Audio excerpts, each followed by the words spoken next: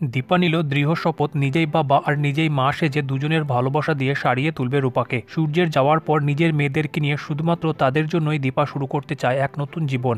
দীপার কঠোর পরিশ্রমের ফলে ধীরে ধীরে সেরে উঠতে শুরু করলো রূপা। দীপার মনে এলো খুশি। হ্যালো বন্ধুরা, অনুরাগের ছোঁয়ার আগামী এপিসোডের কথা বললে এখানে প্রমোতে দেখানো হচ্ছে যে নিজের আফসোস আর নিজের ভুলের লজ্জায় সূর্য চিরদিনের জন্য সকলকে ছেড়ে যেতে বাধ্য। তাই সূর্য দীপার থেকে অনেক দূরে চলে গিয়ে তার সকল প্রকার যোগাযোগ ছিন্ন করে দেয়, যাতে লাবণ্য বা সেনগুপ্ত পরিবারের কোনো সদস্য তার সঙ্গে যোগাযোগ না করতে পারে। অন্যদিকে দীপা বুঝে গেছে যে সোনারূপাকে নিয়ে এবার দীপাকেই একা আগিয়ে যেতে হবে। প্রয়োজনে তাকে দিতে হবে বাবার ভালোবাসা, আর প্রয়োজনে মা হিসাবে রাখতে হবে তাদেরকে আগলে। তাই দীপা তার মনের মধ্যে নেয় এক দৃঢ় শপথ যে করে হোক দীপা রূপাকে সারিয়েই তুলবে। দীপা তার জীবনের প্রতিটি মুহূর্ত লাগিয়ে দেওয়ার সিদ্ধান্ত নেয় রূপাকে শুধুমাত্র আবার আগের অবস্থায় ফিরিয়ে তুলবে বলে। দীপা এটা জানে যে অর্জুন তাকে কতটা ভালোবাসে, আর দীপা আর অর্জুন এক হয়ে গেলে অর্জুন দীপাকে কতটা ভালো রাখবে। কিন্তু তা সত্ত্বেও দীপা অর্জুনের কাছে গিয়ে অর্জুনকে খুলে বলে দেয় তার নিজের মনের কথা, যে দীপার কাছে দীপার জগৎ বলতে আছে শুধু তার দুই মেয়ে, আর তাদেরকে নিয়েই দীপা কাটাতে চায় তার বাকিটা জীবন। এবার আগামী দিনে এটা দেখার হবে যে অর্জুন কি দীপার মনে এর পরেও পারবে তার ভালোবাসার প্রদীপ জাগাতে, নাকি দীপার জীবনে আবার ফিরে আসবে সূর্য আর পূর্ণ হবে সূর্য দীপার ভালোবাসা।